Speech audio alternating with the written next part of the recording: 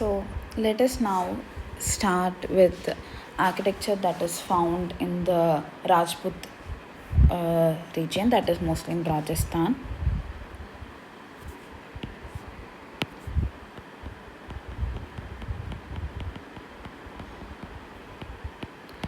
So most of the towns that you find are walled cities. So they had walled towns, and mostly they are present in the hilltops.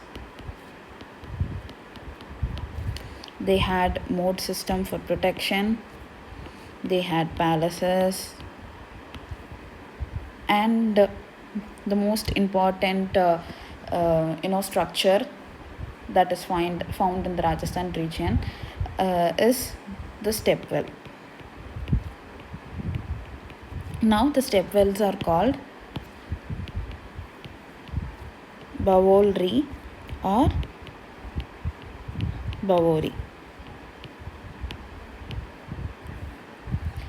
And if you look at some of the important features of a typical Rajput style building, then so if this is your fortification wall,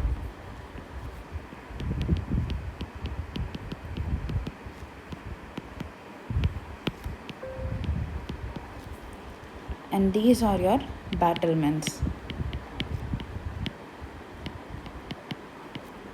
and they are called Kangura in the style. And this region part here, which is your watchtower, is called Burj. And then you have your courtyard. Courtyard is called Chowk.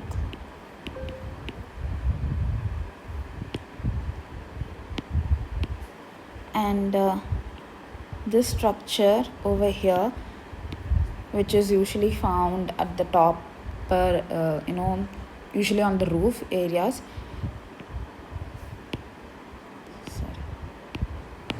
This is called Chhatri.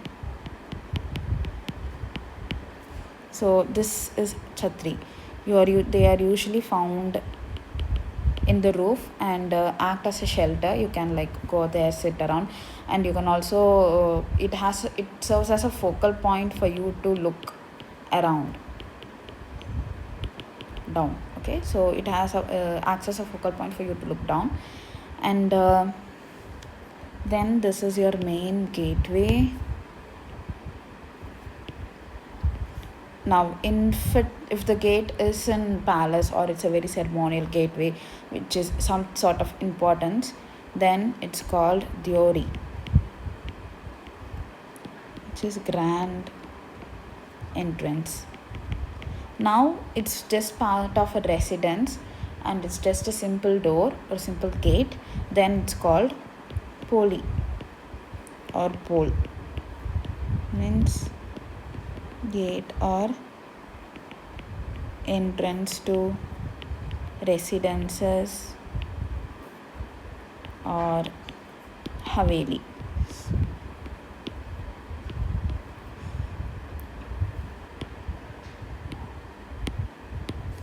Then we have these small stonework windows or stone screen windows, which are basically jali works in place of stone, and this helps in better ventilation without bringing the heat inside, and they are called parda. So this is the stone screen or parda.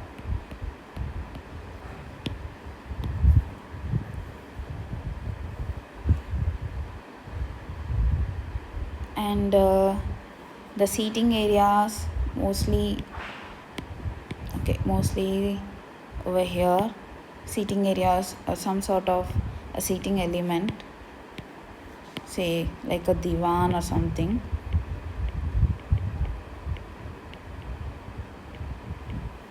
It's called Baitak, which is your seating. And other important element is this, which is Daroga.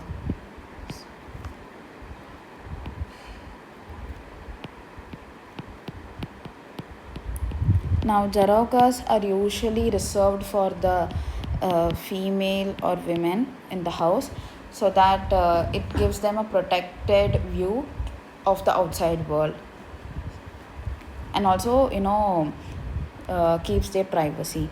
Even the stone screen or parda is also for the matter of privacy as well as for proper ventilation. Now, if you see Rajput, we have a lot of palaces and lot of forts, and UNESCO has inscribed in them, like the four palaces of Jaipur, Jaisalmer, Kumbhalgarh, Chittor, and so on. I think there are 6 to 9 such forts that is inscribed in the UNESCO World Heritage. So have a look at that.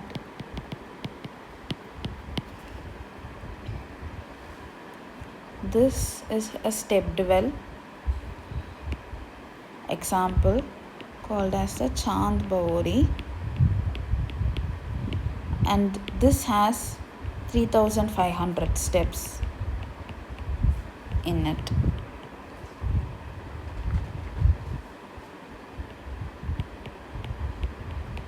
It's in Rajasthan.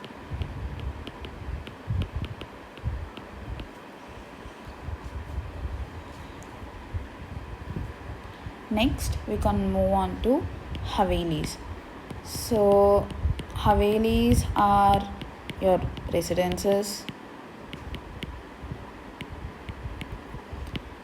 and they are mostly characterized by a chowk, which is your courtyard. And this chowk is further divided into 2 separate parts for the men and women, which is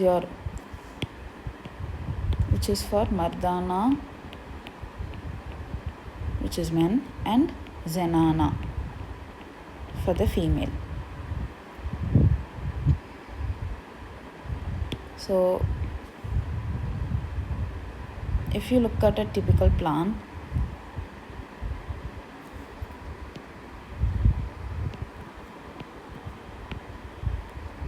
so you have your street, then you have Poli, which is the gate or the entrance. You have your central courtyard, which is the chowk, and mostly the front portion of the courtyard is occupied by the male, which is the Mardana part, and the interior portion of it is occupied by the women, which is Zenana. Now, if you look into the village of Keshavati, they have a lot of Havelis that have really beautiful frescoes that portray the Ras Leela of Krishna and Radha and other such themes. So this is an example from the village of Shekhavati.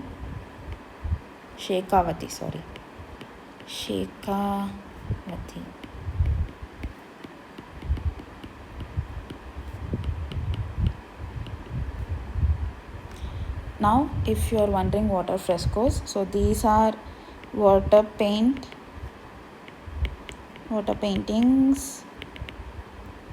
done on a lime plaster when the plaster is still wet. So done on a lime plaster when the plaster is still wet.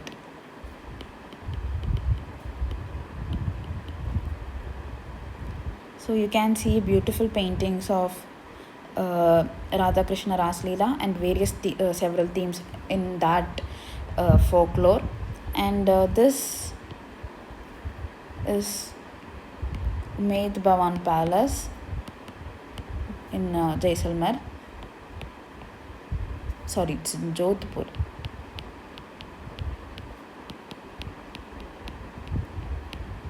And it is one of the world's largest palace. So one of the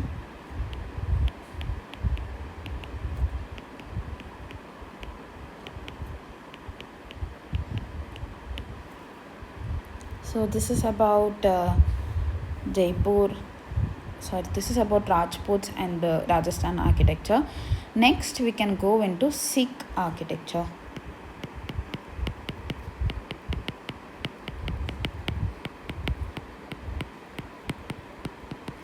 So Sikh architecture, this was a religion that was found more. This could be one of the lastest found religion in Indian architecture. So this was deeply influenced by Rajput plus the Mughal. Even you could see some influence of Islamic, features in Rajput as well. So they did have Islamic influence in them. Now coming back to Sikh architecture, you can find the darogas or the chhatri and ornamental frescoes, all that from the Rajput. And from the Mughal you can find lot of domes, multifoil arches,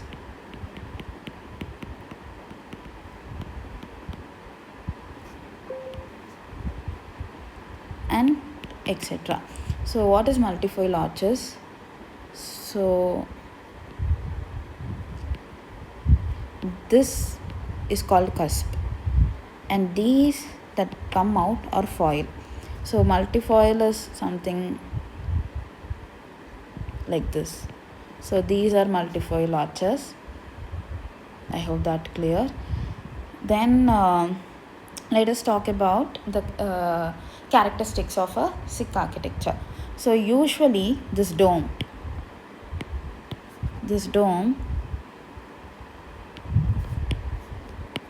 it has a flower base.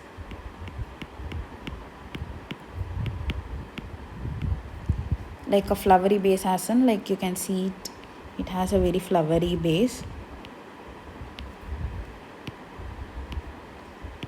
And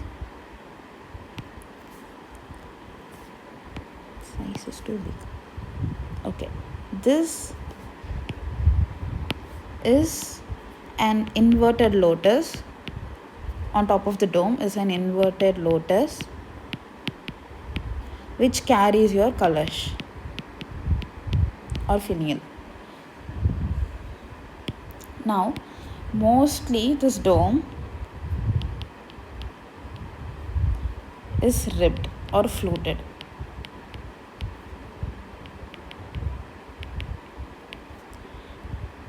And it is also gilded with gold. Like it is plated with gold. And the contrary, the kalash is gilded with copper. Okay, so this is the characteristics of a Sikh architecture. Now if you look into the famous Golden Temple in Punjab, so this is the plan of it. This is Golden Temple. Now before moving into Golden Temple, these are the parts of the dome. Now if you go look into the planning, they can be categorized into the shape of the plan. So you have square, rectangle, octagonal, and cruciform. Now I'm sure what you know what is meant by the cruciform form. I'm not going to explain it again. Now if you look at the golden temple, you have entrance on all the four sides. So it has four cardinal entrances, and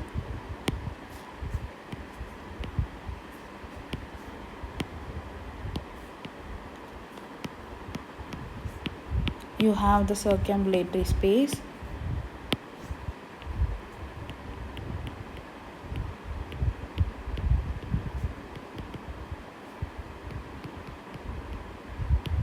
Now this circumambulatory space are also sometimes occupied by small spaces for the refugees to take shelter, and sometimes it's called bungas. I'm not sure about that, but this is circumambulatory space.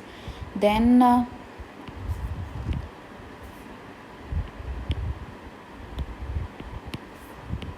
you have the water tank.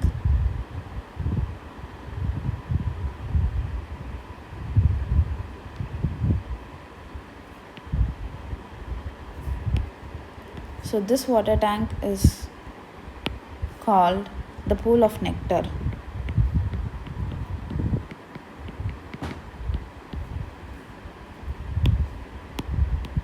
And you have a causeway. So this is causeway, and this is your shrine.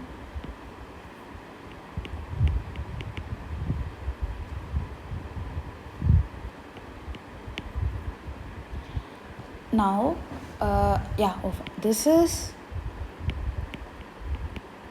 Akal Takat, or the throne of immortal, where important decisions regarding the communities are taken. So this is that. And some other characteristics of this is that the Gurudwara is placed lower than the neighboring buildings, so that it gives a sense of humility, which is very contrast to the Hindu architecture that we saw, where almost all the temple is elevated from the ground level. So it is placed lower than the surrounding buildings.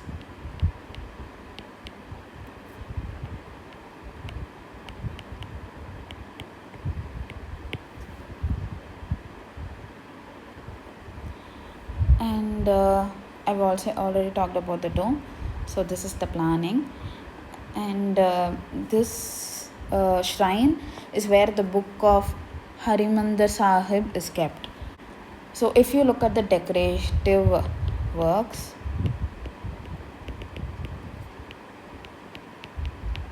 they had three types in them. So the first is called Gach work, which is a paste made of stone or gypsum,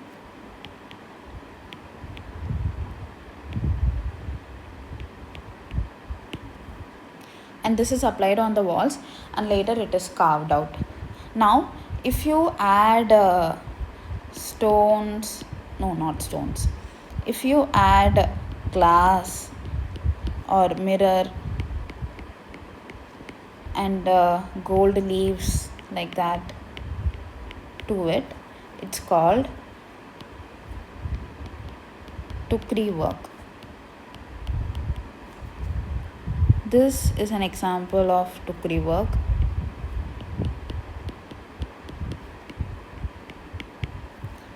Then there is the last kind of decorative work, which is Jaratkari work. Now this is something which involves inlaying of decorative stones on marble. So this is inlaying of colored stones in marble. So these are the three decorative works. This is an example of Jaratkari work.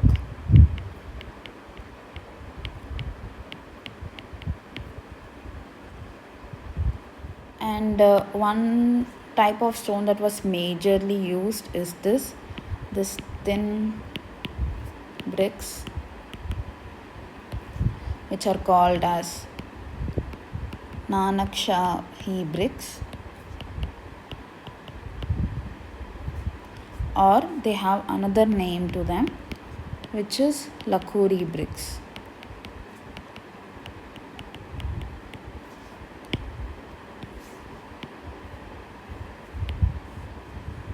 So that is about Sikh architecture. Start with Indo-Islamic architecture.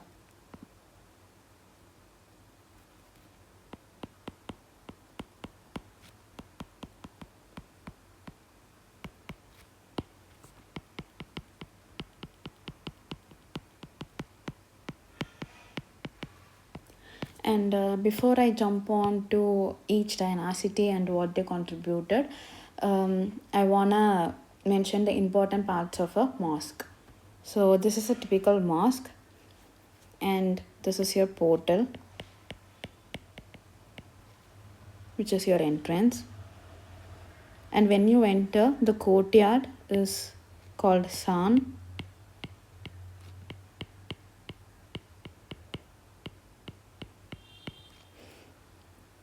And sometimes the sides of the courtyard are covered by pillared halls with a roof, and that is called rivak. This is minaret or minar, and it is used for calling people for prayer.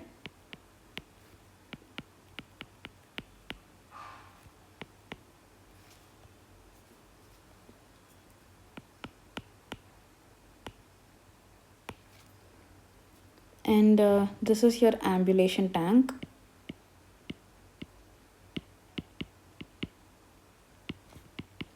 Where you clean your hands, legs, and face, and then you enter. And this is minbar, where the pulpit stands and addresses the people. And the wall that is facing the Mecca is called the Qibla wall.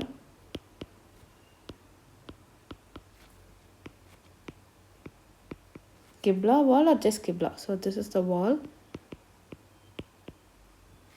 facing Mecca. And for the people to know that which is the Qibla wall, they make an incision or a niche kind of stuff, which is called mihrab.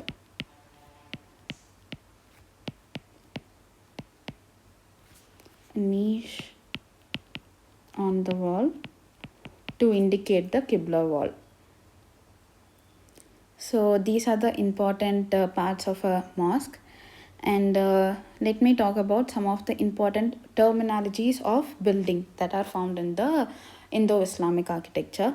So a masjid is a mosque or a place of worship. Imambara, it's a hall where people assemble for the morning congregation of Imam Hussain. So this is a hall where people assemble for the morning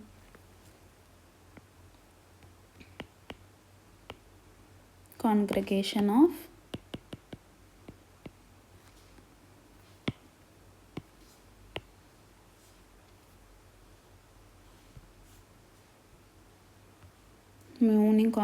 of Imam Hussain.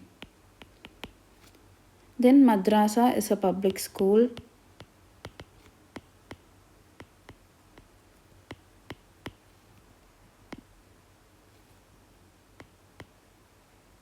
So madrasa is a public school. Hammam is a hot bath house. It's like a sauna. So hot bath house. Khanka or caravanserai is an inn for the travelers.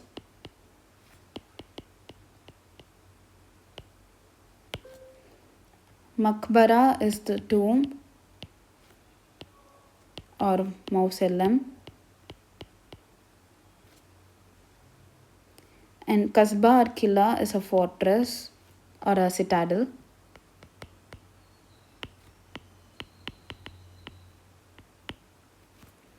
Dargah is the shrine. Dargah is shrine or tomb of a Sufi saint.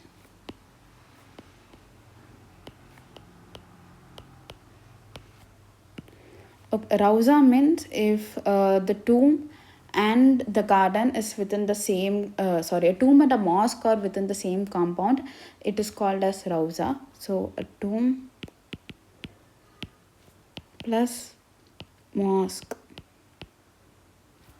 in same compound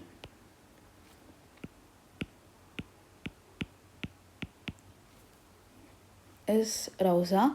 Charbagh is the garden which are divided into 4 quarters.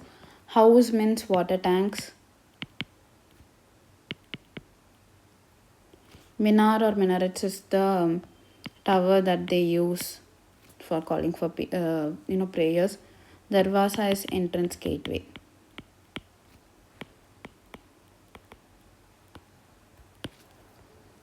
And one more two more important thing is they use elements like such as this, which is called mashrabia. So these are projected balconies or windows with this stone laced work. So this is stone latticed work. Stone latticed work. This is could be called as the Islamic equivalent of our jarokas from the Rajput era. And they also used the stone inlaying work in marble.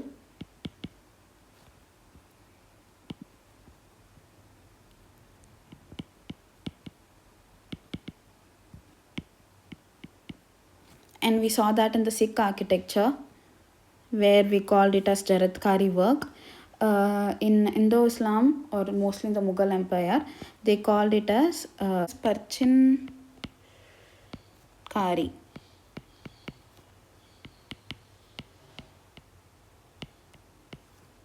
Parchinkari, or in English it is called as Pietra dura, which is an Italian term. So they also used that work, but we'll talk about that a bit later. Now, so Indo-Islamic architecture, it all started with the Sultanate, Delhi Sultanate,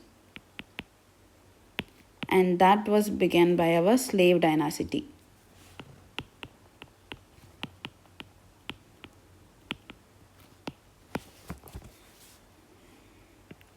And then followed Tuglaqs, and then our Afghans, and finally Mughals. Now let's talk about the slave dynasty first. So the main person that brought it to India or began it was Qutbuddin Aibak. And some of the earliest structures that were built in Delhi under the Sultanate period is the Quwwatul Islam Mosque,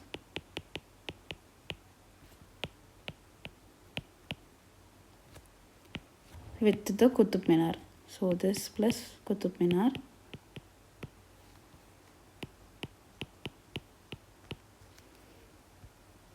And we all know that Qutub Minar is a 70 meters tall structure with 5 stories.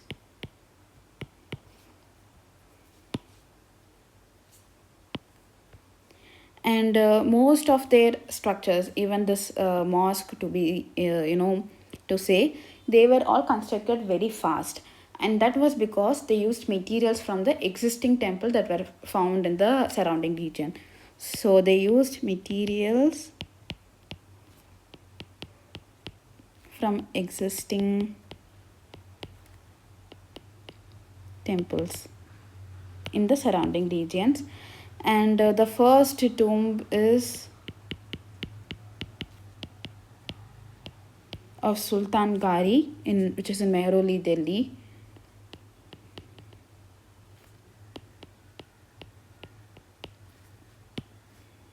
This is in Delhi, Mehrauli. And this had an octagonal planning.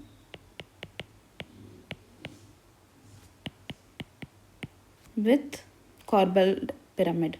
So it had an octagonal plan with a corbelling pyramid, medical roof. So this is Sultan Gari's tomb. You can see the octagonal planning, and this is the pyramidal roof, corbelling pyramidal roof. And this is the ruined state of Quwwatul Islam mosque.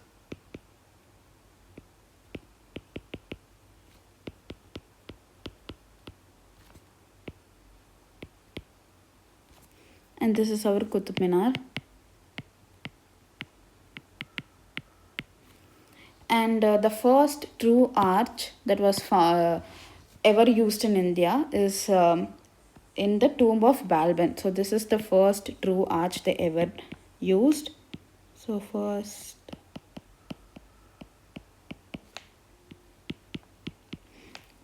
now what is a true arch? So if you see, okay.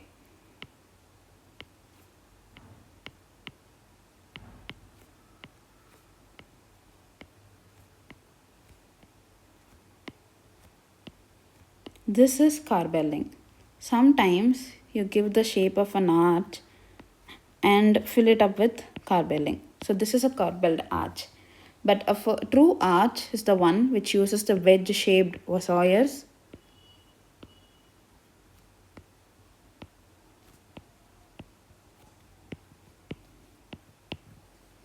So all these ossuaires are wedge-shaped and you have a central keystone.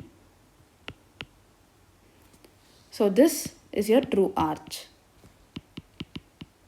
And the first true arch was used in the tomb of Balban.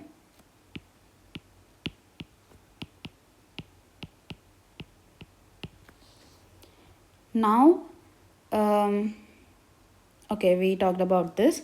Then, after some time, Alauddin Khilji took over became the king. Okay, so we get Alauddin Khilji becomes the king, and he builds the Siri fort and the city of Siri.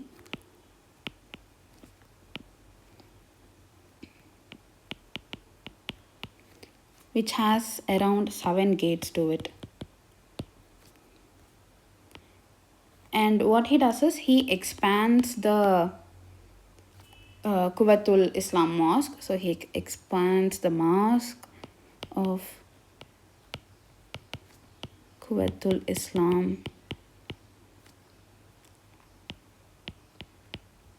mosque, and he adds an entrance gateway to it.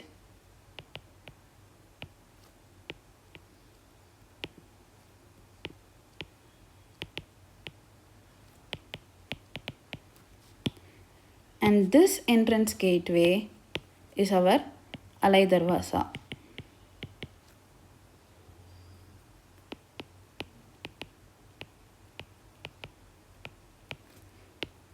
And Alai Darwaza is the first structure which uses a true dome. So true arch was first used in the tomb of Balban, and true arch was first used in the tomb of Balban, and true dome was used in Alai Darwaza. So here you can see this is Alai Darwaza.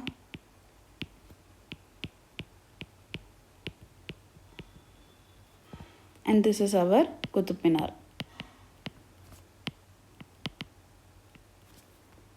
This is good, yeah.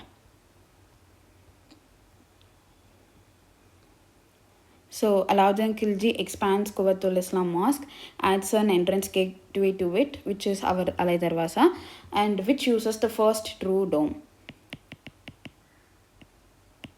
So this uses our first true dome, and he also uses the use of horseshoe or arches. So horseshoe, it's a type of arch. So horseshoe arches, they look something like this.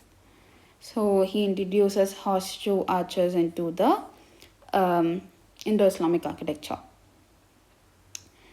Then after several years, Tuglaq Dynasty begins. So we have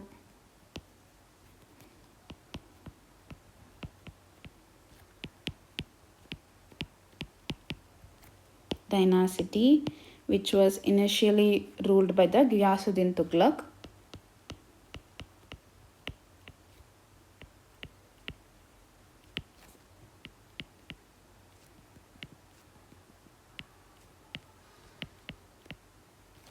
And he built the city called Tuglaqabad.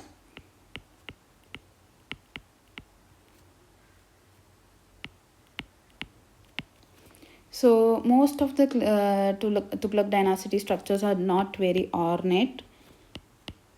They don't use a lot of decorations in them, but the structures are very strong. Oh, this is not very ornate.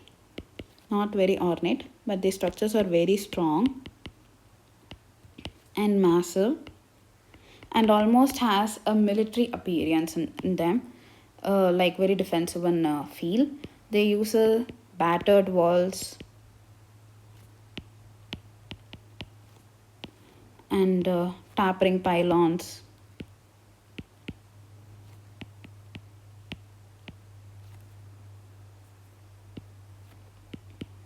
They had fortified enclosures, and most of the monuments are in a lot of high platform.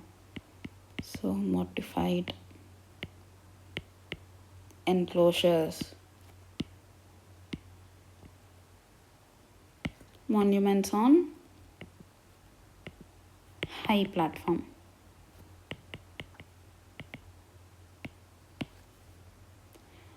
And after the death of Ghiyasuddin Tuglaq, Muhammad bin Tuglaq gains the power, and he builds the city called Jahanpana, which is basically a cluster of a lot of old Delhi cities, early cities of Delhi. So after Ghiyasuddin Tuglaq, Muhammad bin Tuglaq gains power, and he builds Jahanpana city, which is a cluster of early cities of Delhi. And after some time, when Firoz Shah becomes the empire, he builds Firozabad. After Firoz Shah becomes emperor, he builds Firozabad. And what he does is, the Lat from the Ashoka period, he moves it to Firozabad, which is his capital, and he re-erects them on a three-tiered pediment. No, not a pediment, three-tiered pavilion. So he re-erects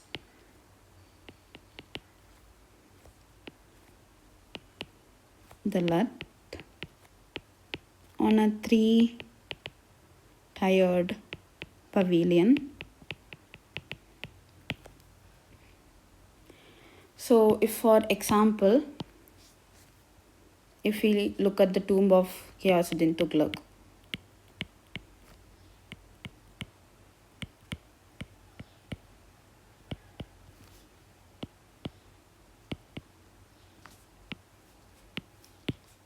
this, okay, let me show the picture. Yeah, this is Ghiyasuddin Tughlaq's tomb.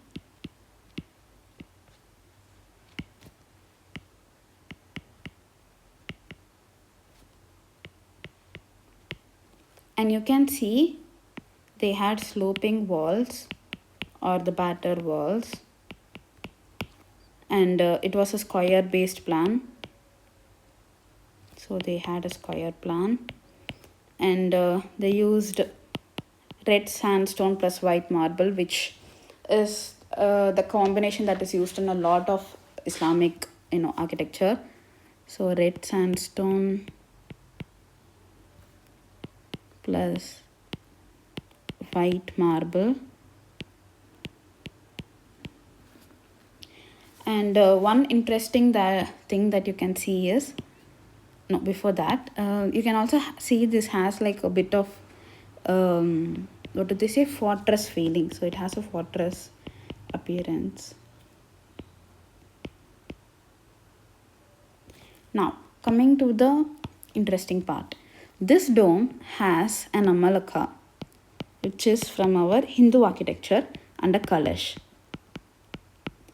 So they somehow combined the certain features of the Hindu architecture into their tomb. So that is interesting to notice. So what happened to the Tuglaq Dynasty is, it was going well, but then Taimur of the Samarkand invaded the Tuglaq Dynasty, and a lot of Tuglaq Dynasty basically weakened after that, and a lot of Muslim provinces like the Bengal, Jaunpur, Gujarat, Malwa, they all claimed independence from the Sultanate and the Tuglaq Dynasty, and they had their own architecture going on separately. So what happened is, Taimur invaded, Tuglaq Dynasty lost its power, became weak. So this became weak, and thus a lot of Muslim governors from other provinces sought independence. Muslim governors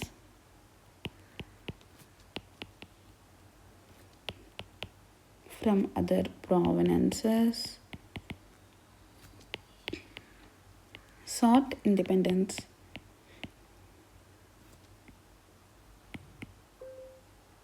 Okay, sought independence, and we'll talk about other provenance and other their architecture later, but let's move on. So first it was the slave dynasty, then our Tuglaq Dynasty, and then comes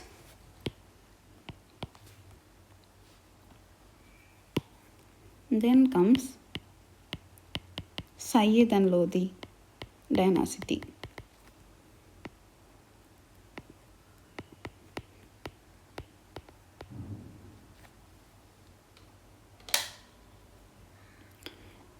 They are basically from the Afghan. So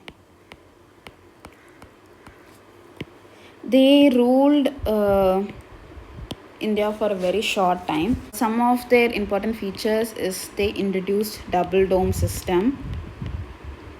So double dome is nothing that you have an exterior dome that is connected to your exterior part, and then you have an inner dome which is connected to the interior. So that is double dome system.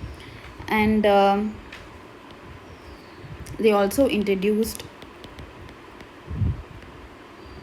drums in dome. Now this is your general dome. Drums are the part that lifts it above a bit, and then your dome is placed on the drum.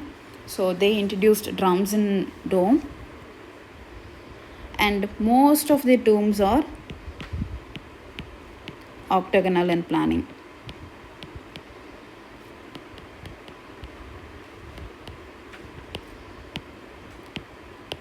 And most of the tombs are also combined with gardens,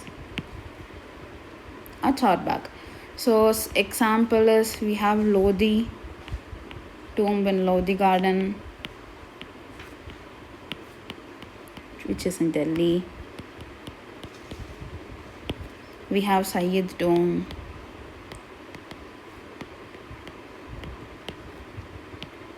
We have Sher Shah's dome in Sasaram.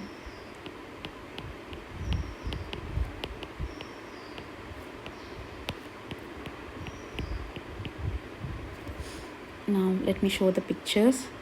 Yeah. So this is Ibrahim Lodhi dome in Delhi.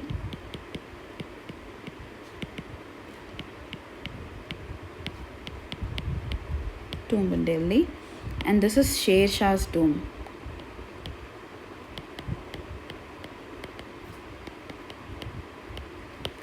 And you can see the octagonal planning in them.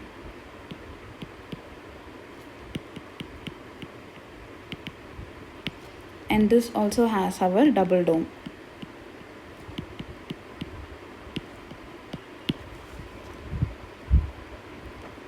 So the first true arch and the first true dome were done by Alauddin Khilji and the slave dynasty period.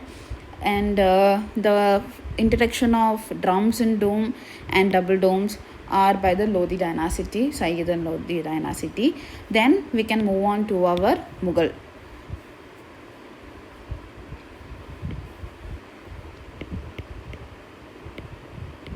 So we have 6 emperors under the Mughal dynasty.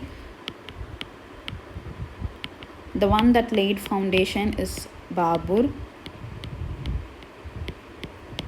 And he got it by winning the battle with the Lodhis at the Battle of Panipat. So he built Babri Masjid, and this was the person who won the Battle of Panipat.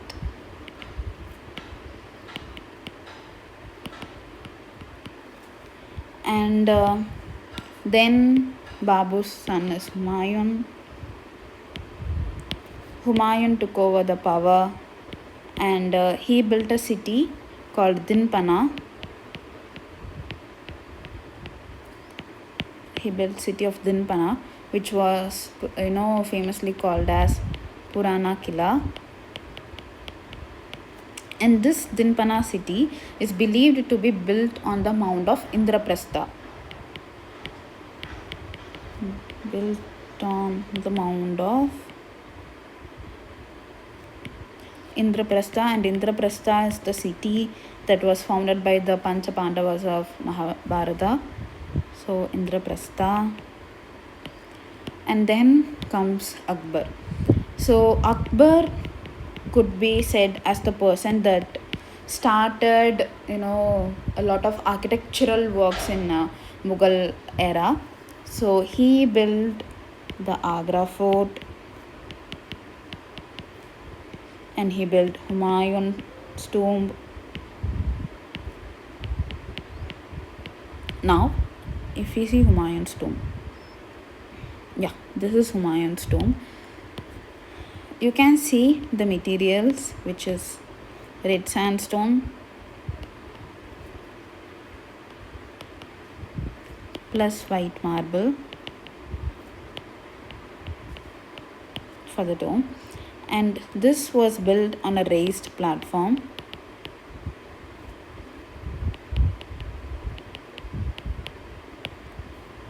And this tomb, it is, if you see the plan, it is placed on the midst of a charbagh.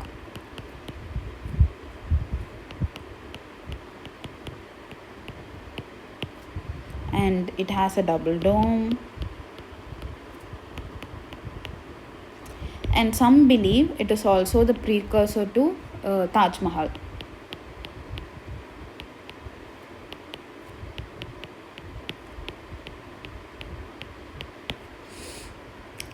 Then Akbar built after Humayun's. Okay, he built Red Fort, he built Humayun's tomb. There are many structures. I'm talking about the important ones alone. Then he built the city of Fatehpur Sikri.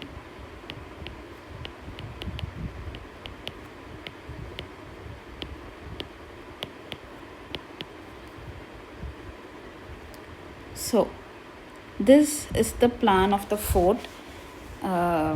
It's not the city, I'm just the fort and that I'm talking about.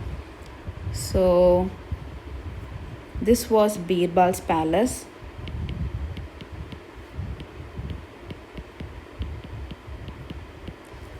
And this place was the stable used for camels and horses. Stable for camels and horse.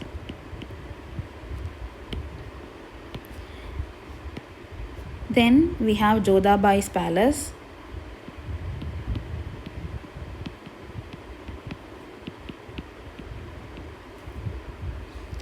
And this one is the palace of Mariam, which is who is also another wife of Akbar. Jodhabai is also wife of Akbar. So this is palace of Mariam. This is our garden. So we have our garden here. And this is the study of King Akbar. So the king's study. This is Diwan-i-Khas. And this is Diwan-i-Am. Now Diwan-i-Am is for the public people. So this is for the public people, for the public audiences to hear their grievances and stuff. Diwan-i-Khas is for the noblemen, for for discussion and other stuff. But this is reserved for the noblemen. This is reserved for the public area. Then this is Diwan-i-Am's pavilion. So Diwan-i-Am's pavilion. This is the house of a Turkish Sultanate. So this is Turkish Sultan house.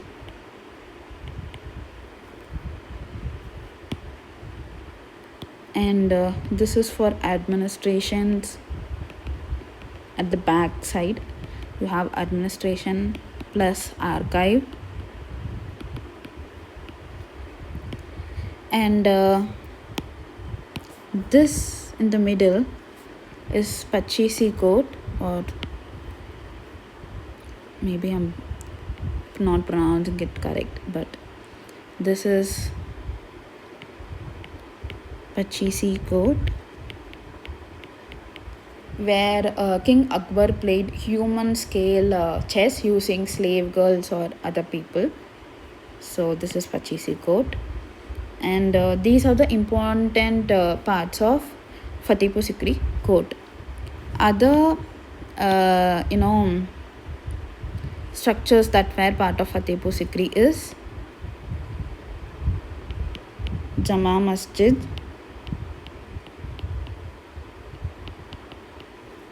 and which had an entrance gateway called as the Buland Darwaza.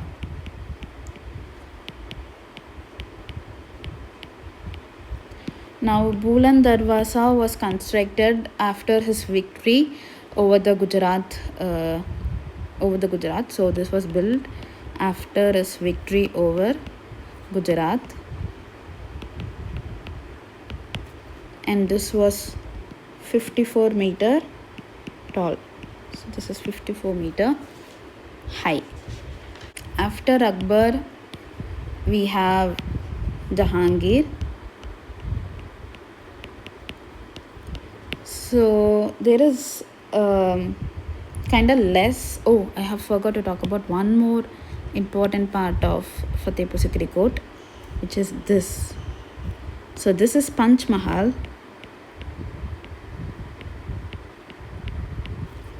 and if you see the side elevation, it has like stepped, like it has lot of pillars, and it is 5-story high. That's the name Panch Mahal, and each story is like researching in height. So that is, and lastly you have Chhatri kind of stuff. So this is Panch Mahal, and it is present overlooking the garden.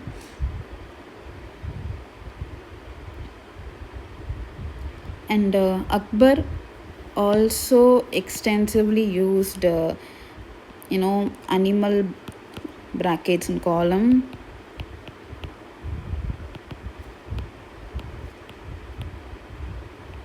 which was against the belief of Islam. So they, in Islam, the use of human or any other living element is prohibited. And their decorations are usually calligraphy, which has usually verses from the Quran, or geometric patterns, or another decorative system which is called arabesque or Islami. I'll show the picture of it later. So these are the three form of decorations that they use. They avoid using human or any other living element. Akbar was the one who introduced having animal brackets like elephants or swans in the columns, and that was mainly because he liked to introduce Indian architectural elements in his design to show that to show his harmonious behavior. So that is about Akbar. Now if we come to Jahangir. So Jahangir, he built the Shalimar Garden in Kashmir.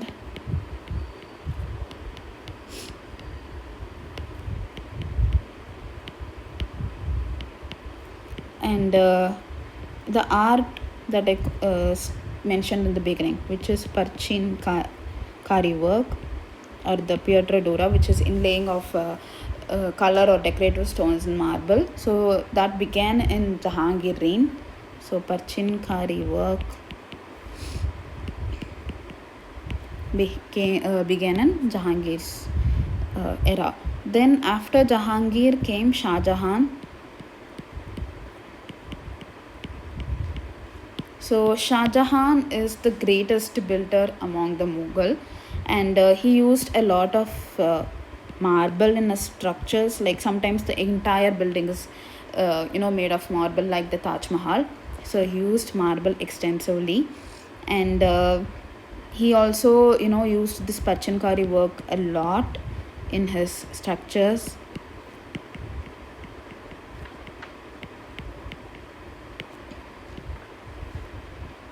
And after he came to power, Shah Jahan, he shifted his capital from Agra to Delhi, and he called it as Shahjahanabad.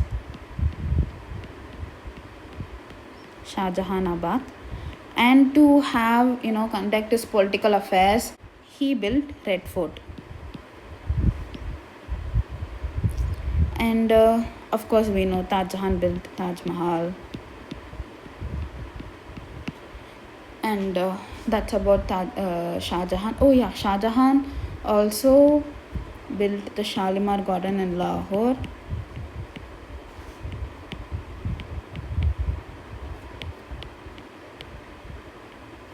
So in the Shalimar Garden in Lahore was built by Shah Jahan.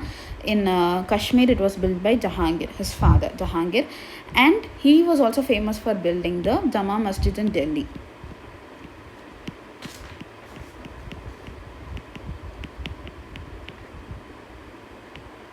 Now don't get confused. So this is Jama Masjid in Fatehpur Sikri. You can tell about it just looking at this. This is the Bulan Darwaza. So this has Bulan Darwaza, and this is Jama Masjid in Fatehpur Sikri. This is made up of red sandstone and marble. This is also made up of red sandstone and marble, but in the dome you can see the black stones inlaid on them. So that is another difference. And this is just one single dome on the main prayer hall, while this has 3 domes on the main prayer hall. And this can accommodate around 25,000 people. So that these are the distinctions of both the Jama Masjid. And Aurangzeb did not have a lot of famous buildings under his sleeve. So that is about the Mughal Empire.